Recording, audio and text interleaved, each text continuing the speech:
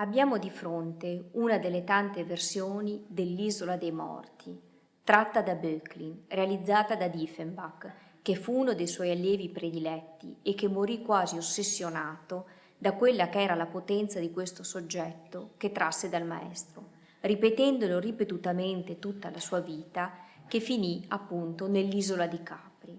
Ancora enigmatico rimane, anche nell'originale di questo dipinto, che possedettero, sappiamo, da Hitler a Stalin fino ad Olivetti, il soggetto dell'opera, un'isola dei morti, che è l'approdo, la fine della nostra vita, che forse il pittore realizzò in occasione della morte del figlio.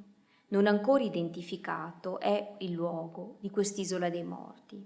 Rimane comunque fitto il mistero che avvolge quest'opera e ancora di più quella che è la tenebra della notte che avvolge la vita dell'uomo. Una concezione che Böcklin aveva proprio anche perché la sua vita fu minata da lutti continui, di mogli, di figli, e per una totale incredulità nei confronti del positivismo, della scienza, e che lo avvicinava invece alla filosofia di Nietzsche e di Schopenhauer.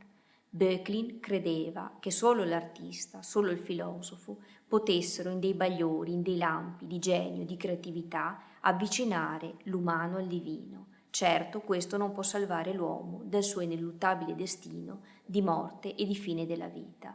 Una visione, ci permettiamo di dire, del tutto laica dell'esistenza umana.